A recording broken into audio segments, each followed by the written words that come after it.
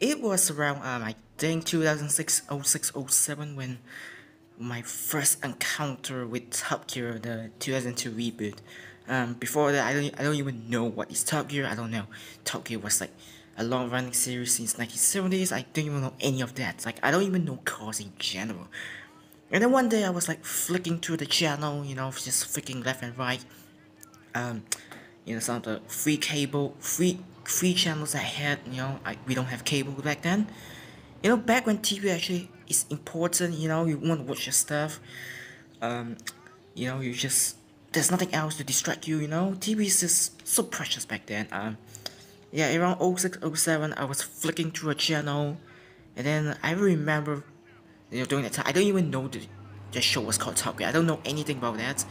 Um, it was a show episode where they were like doing the Renault space convertible. That one where they do a bunch of tests. Making it convertible, making taking away the roof, and then like I remember the end when they just take it to the car wash and they literally left it there to burn down the whole place. I didn't even know if I wonder if the place is still there, where they rebuild it, or they really just destroy it. A lot of people say the show is scripted, but back then I don't care at all. Like, who cares about scripting? The show is pretty good. I was intrigued, and then I don't know what's gonna happen next. The second episode I remember, not in continuation order. The next one was like the radio special, where they're actually the Clarkson, Hammond and May. That was when I know about their name. I went, they went to this studio radio station to do like this recording and caused so much chaos to it. I'm really intrigued by their personality. I really like how they just make fun of each other. They seem like to be like a good friend, good working partner, like such. So yeah, I was more intrigued.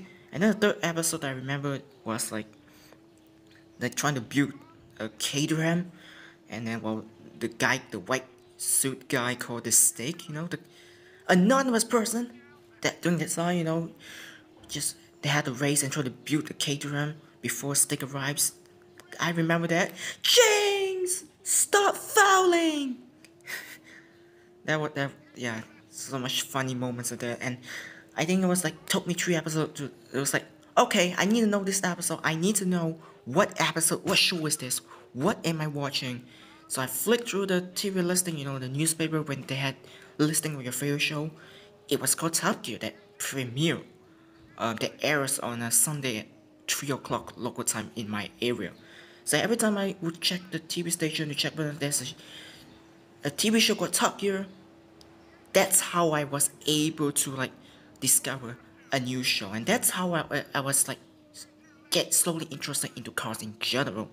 I'm not sure what happened then. My local TV station is terrible. Sometimes they would just show this, and sometimes they would show that. I remember there's like 9 o'clock in the evening that would normally show The Amazing Race, and then the next week they just show something else, and it pisses a lot of people off, including my family. So yeah, back to Top Gear.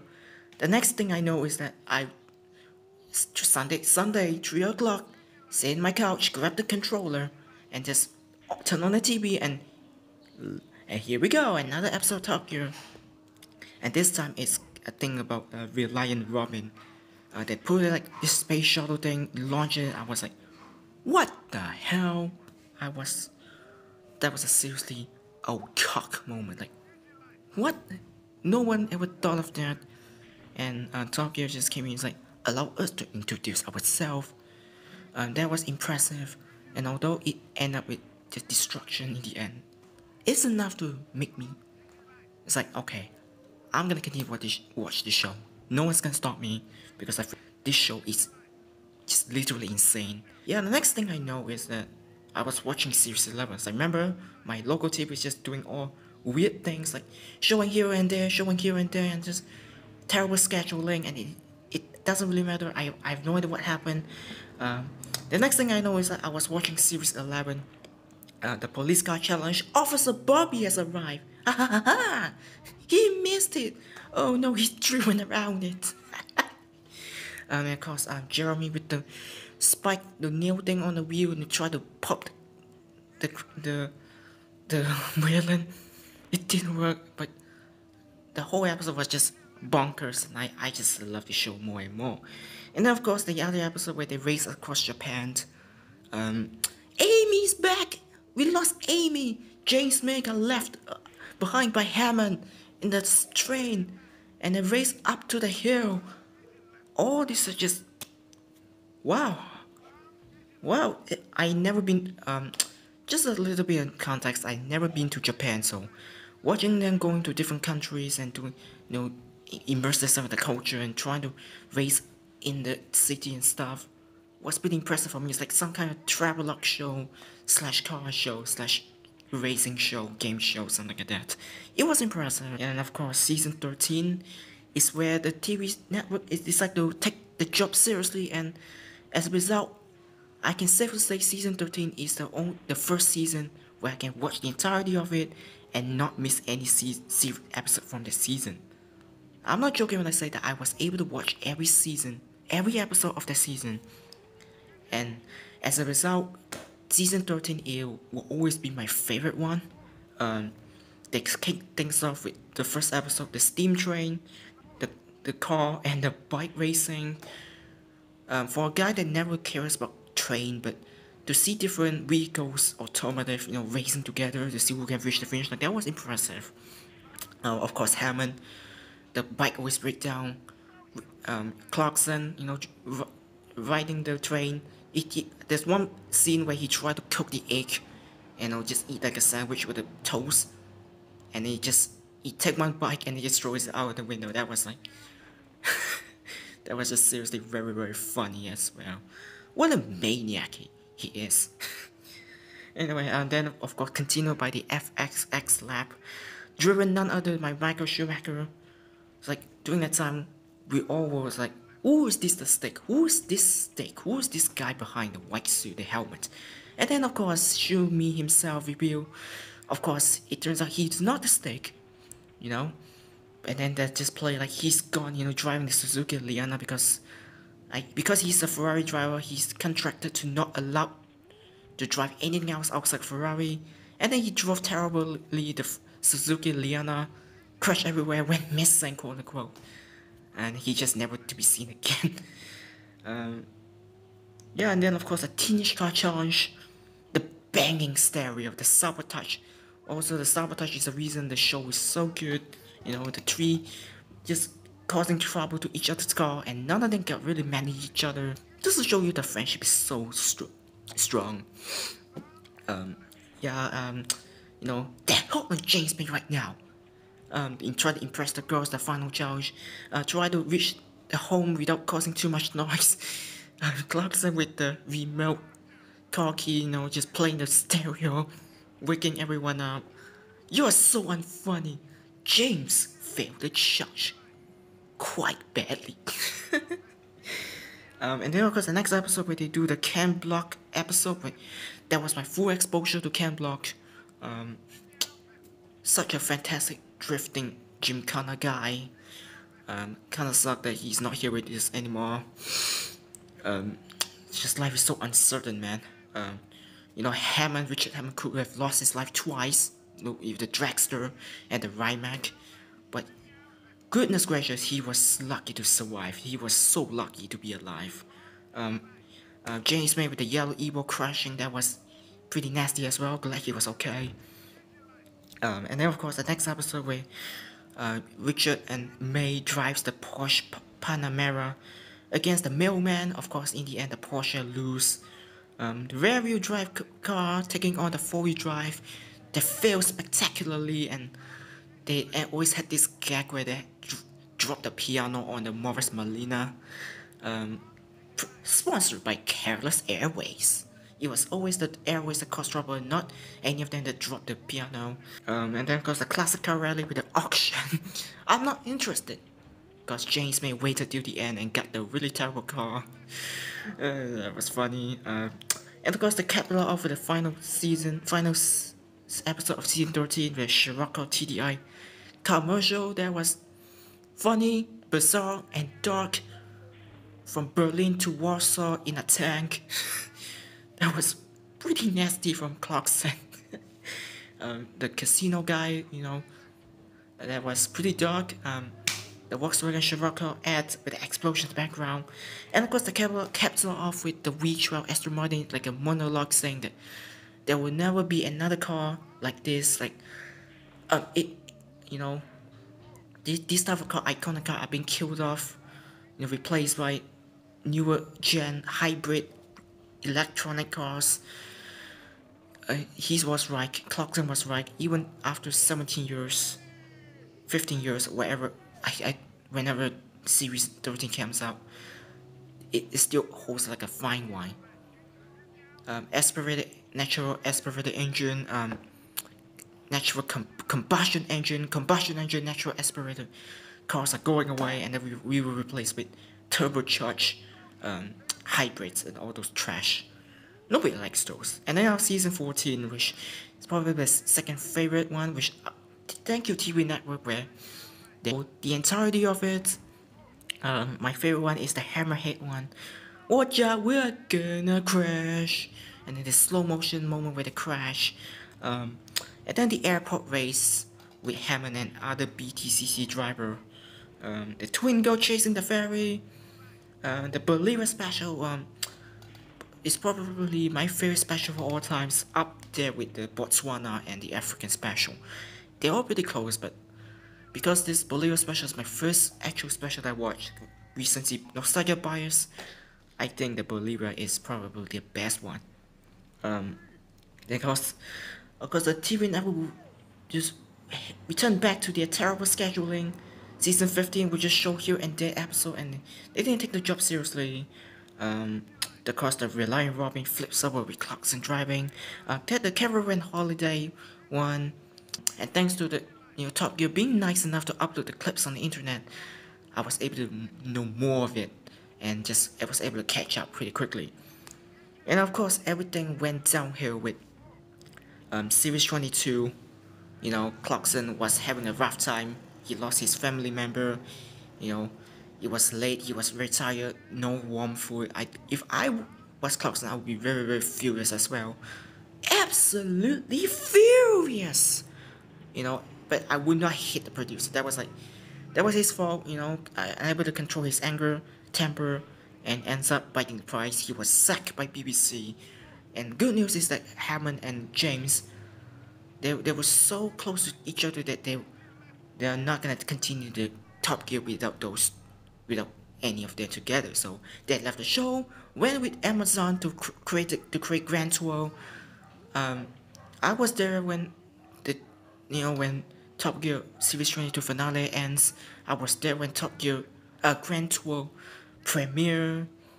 That was the reason it was the most pirated show in the world. I remember signing up a free trial, creating an account. We'll watch the free trial and try to catch every episode, because being a Top Gear fan, I don't want to pass up my chance to miss it. They watched it, they loved it, and then the remaining season, and then up to this point. Can't remember any of it because, being a web series, Amazon, I guess, they didn't really market this series as well, and you can't really find most of the episode online. You only find like few clips as opposed to like Top Gear. So yeah, I still love Grand Tour. It's like a continuation of Top Gear, but Top Gear will always have a special place in my heart because Top Gear was literally everywhere. It's not just a car show. It's not your typical car show. It's a show about three muppets, three maniacs causing trouble everywhere. Still could be worse, causing much worse trouble, but they're just goofing around, sabotage each other's car, doing all this bizarre challenge, going around these countries. It's more like a challenge travel show instead of car show. I think that's the reason why Top Gear was able to succeed, was so goated, was so loved by many, because it doesn't take itself too seriously. It's not a serious car show like Fifth Gear. There was another show called Vroom Vroom where there's this they review all the cars, and stuff, like a budget Top Gear. And there's this segment called like the Cat and Mouse, where they put some contestant will try to this small road course race track and try to avoid getting tagged by the cat which is the villain. But Top Gear separate itself. It was the reason why Top Gear was so good. It was like you're not gonna find this show anywhere else, and because Richard Hammond, the hamster, Captain Slow, James May, and um, Jeremy Clarkson, the orangutan, they all have different personality, and it was like the lightning captured the bottle, the lightning strike at the perfect place. Like it's like vanilla and ice cream, pineapple and pizza put together. It was tasty. For a guy that follow them for like 15 years now, because I started in 06, 07. I wasn't there when the show began, sadly, but I was there when the show ran its course. I was there when the show ended. I was there when Grand Tour started its episode. I was there when they ended the 10 segment in season 3. I was there during the season 4, 5, 6, the special occasional episode special, and I was there when the season ended, the series ended. Today I just watched it. I'm still lost for words. I'm gonna watch it later again tonight, depending when this video comes out. It will be tomorrow morning already, but it's like saying goodbye to like your school. Like as much as I hate my school time, secondary school, I still have some great memories here and there. So yeah, it's a moment that you'll never able to get again. So yeah, I have nothing else to say. And before I break down and cry, because I already cried like twice watching the show, the past 2 hours watching the show back early today, I think I'm just gonna end it here. It sucks that it will end, but you know what? There's one thing that we can learn from is that at least it's not like they ended on like a terrible broken relationship. Like in Top Gear where someone's getting stuck and everyone's getting leaving. At least here they ended on a perfect term. They ended on a peace negotiation. That nothing out of the ordinary happened. Apart from the time where they got left behind and had to drink like the gin, the beer, and just get stranded before the plane picked them up. Yeah, I will cherish this moment. Jeremy Clarkson, James May, Richard Hammond, thank you so much for 15 years of car program. If it wasn't for you guys, if it wasn't for this show, I wouldn't like cars in general. I wouldn't be interested in car automobile in general. I wouldn't be interested with car engineering. I wouldn't love motorsport in general. I love so much like Formula 1, World Endurance Championship, WRC, BTCC, IndyCar, NASCAR, MotoGP, you name it. If it wasn't for that, I wouldn't love cars in general and racing, all those stuff. So yeah, it really sucks that they never came to my country, because they plan to come in around 2020 for the special, but we all know what happened. 2020 happened, we all stuck in the house and they can't do it. Missed opportunity, but that's life, I guess. I'm fine with it. So yeah, thank you so much for 15 years of fantastic memories. It because of you three maniac Muppets pillock,